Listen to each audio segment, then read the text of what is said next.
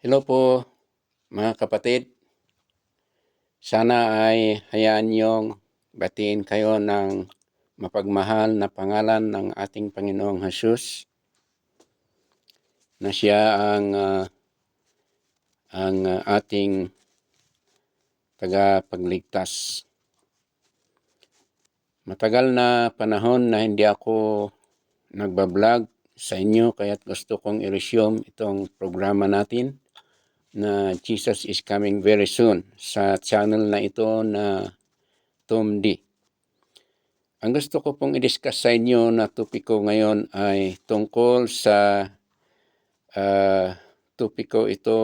itong topiko na ito na ang pamagat ay The Rapture of Believers will have to occur before the appearance of Antichrist. Ang pag-alis ng mga Kristiyano dito sa mundo ay maunang mangyari bago ang paglitaw ni Antikristo. Ito po ang pamagat ng ating topiko ngayon. Ibabasa natin itong topikong ito sa libro ng 2 Thessalonians chapter 2 verse 1 to 13. Lalo na dito sa verse 7 na ang sinasabi dito ay ito, sapagkat ang misteryo ng pagsalansang ay gumagawa na. Siya lamang na ngayon ay pumipigil ang magpapahintulot hanggang sa siya ay may alis sa daan. Sa English po ay sabi doon, sa verse 7 ng 2 Thessalonians chapter 2 verse 7, sabi doon, for the mystery of lawlessness is already at work. Only he who now letteth will let until he be taken out of the way. So yon ang nakasulat sa verse na ito. So, ang unang punto na gusto kong i-point out sa inyo ay ito, ang ahente na nagpipigil ng paglitaw ni Antikristo ay walang iba kundi ang Espiritu Santo ng Diyos. Bakit po sinasabi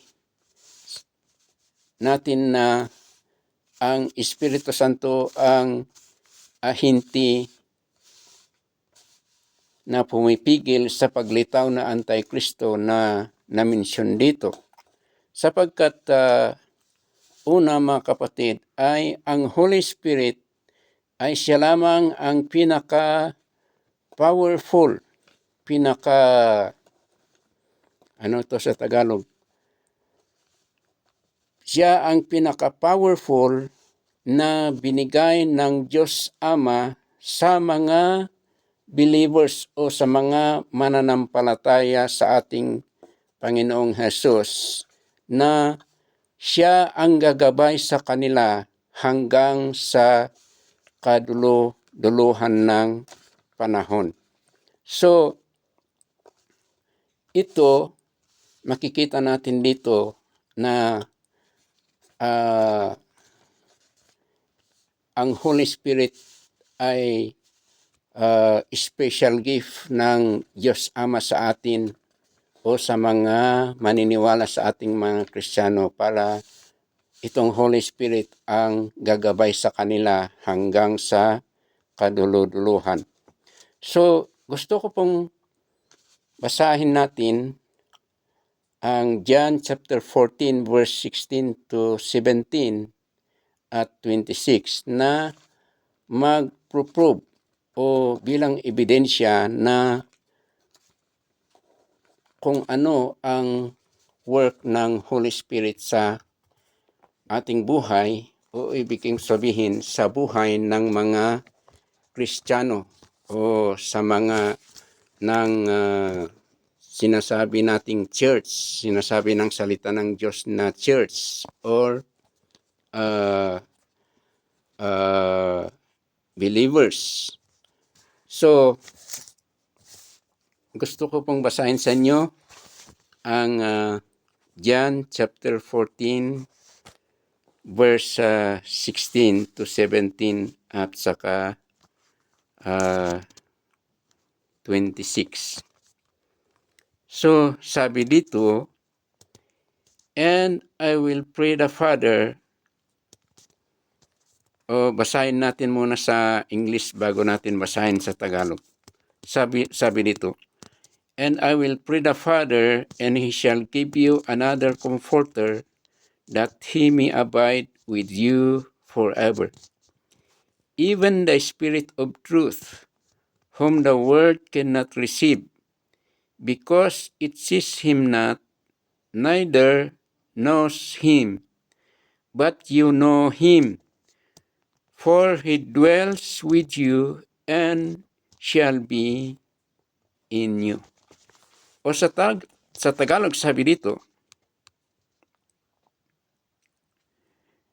at ako ay mananalangin sa Ama, at Kanyang ibibigay sa inyo ang ibang mang-aaliw, upang siya nawa ay manatiling kasama ninyo magpakailanman.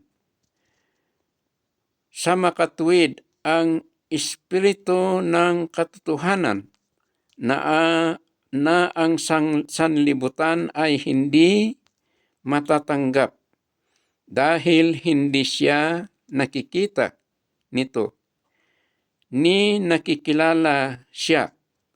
Datapwat nakikilala ninyo siya sapagkat siya ay mananahan sa inyo at sa inyo.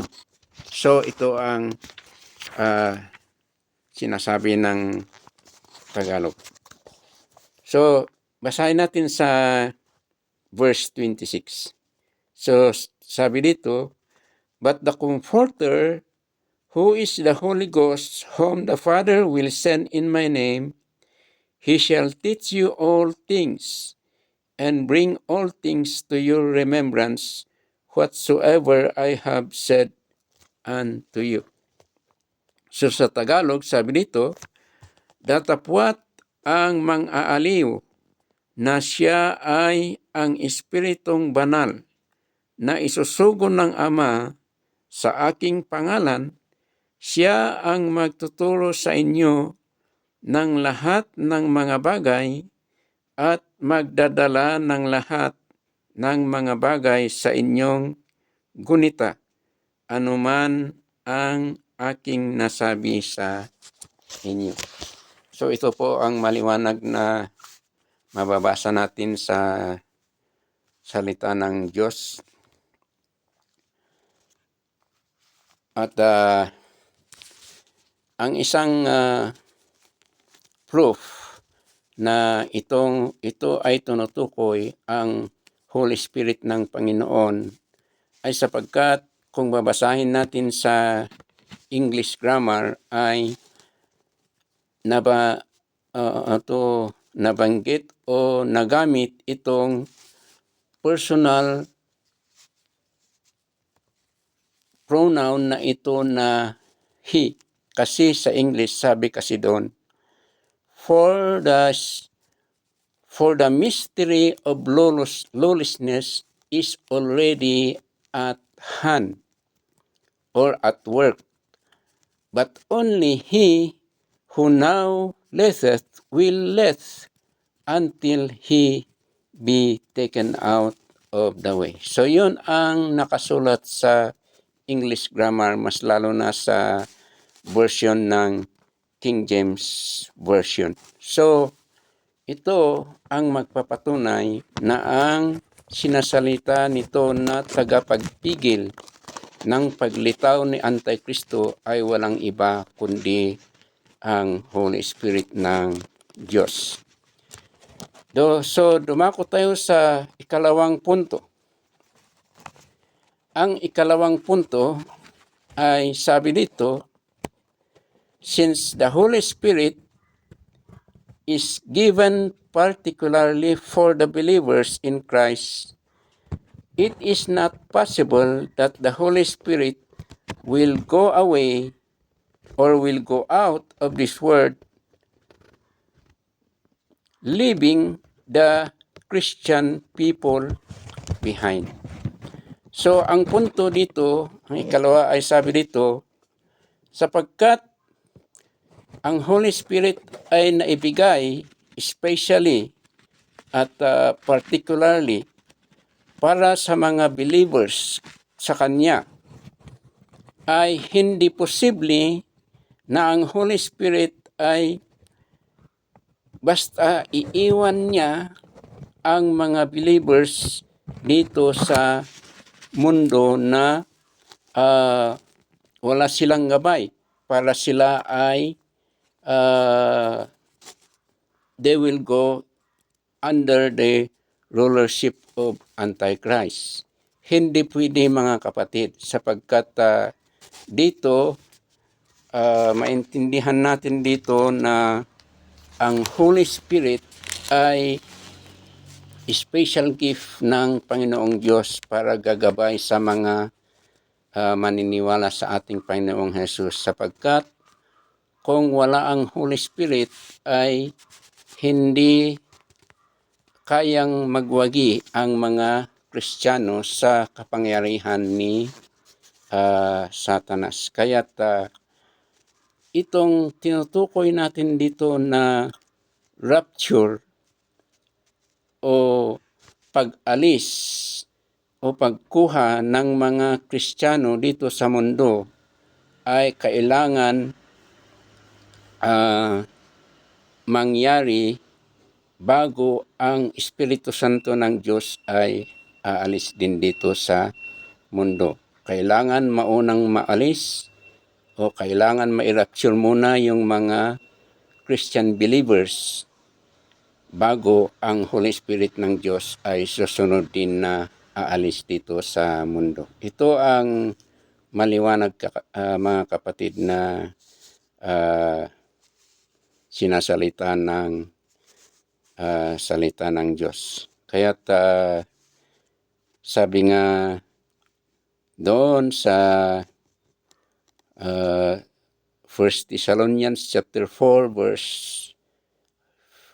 15 to 17 na sabi doon, for the Lord, sa English ay, for the Lord himself shall descend from heaven with a shout and with the voice of the archangel and with the trump of God, and the dead in Christ, meaning the believers who died, will be raised up.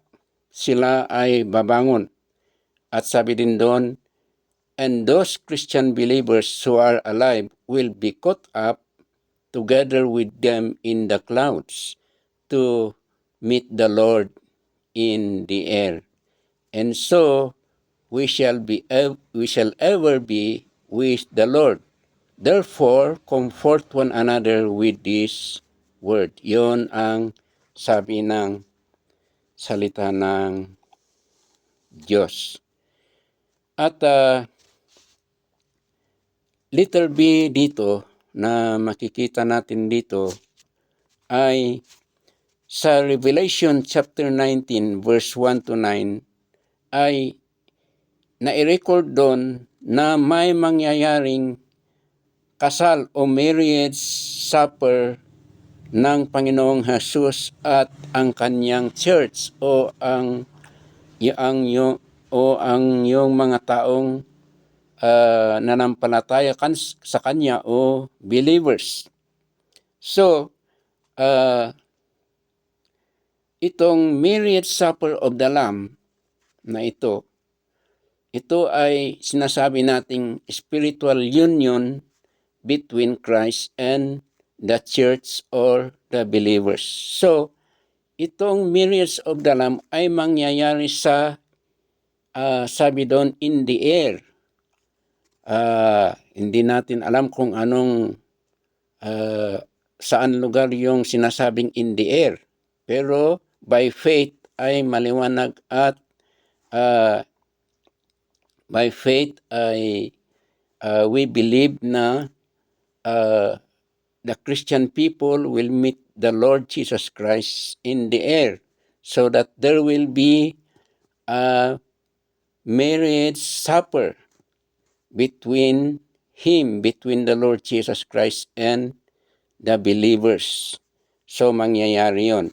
At sabi dito sa Revelation chapter 19 ay mangyayari itong marriage supper, at kung matapos itong marriage supper ay sabi doon, babalik ang ating Panginoong Jesus dito sa mundo upang ano ang gagawin?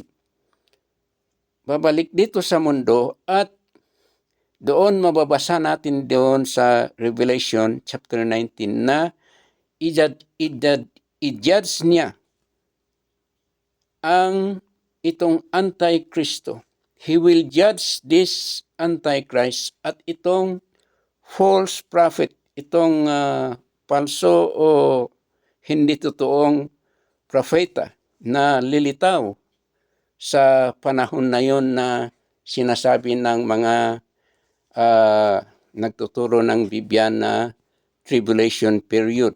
Na yung tribulation period ay ibig sabihin yung pag-rule o paghahari ni Antikristo sa period ng 7 years. At yon 7 years na yon ay sinasabi ng mga scholars ng Biblia na 7 years tribulation period. So yon ang mangyayari. So, babalik ang Panginoong Jesus dito sa mundo at i-judge niya si Antikristo at itong false prophet, at ganon din itong si Satanas mismo. Ito ay mababasa natin sa Revelation chapter 19 and chapter 20. At pwede nating ikumpara sa 2 Thessalonians chapter 2 verse 8 at saka sa Daniel chapter 7 verse 26. So mga kapatid, kayong mga interesadong mag-aaral ng salita ng Diyos, siguro hindi kailangang basahin ko itong mga verses na ito, Revelation chapter 19 and chapter 20, at saka 2 Thessalonians 2:8 at Daniel 7:26, para kayo ding na interesadong makipag-aral ng salita ng Diyos ay pwede niyong basahin mismo kung ano ang nakasulat sa mga talatang ito. So, mga kapatid, maraming salamat, at sana ay you will be interested to watch this video, at you will be interested to learn about the Word of God. At gusto ko sanang mga kapatid na kung kayo ay may personal na mga katanungan ay pwede niyong itanong dito sa ating channel, at sa tulong ng Diyos ay sasagutin natin yung mga katanungan tungkol sa kanyang salita. Maraming salamat po mga kapatid, and God bless you. I'll be praying for you.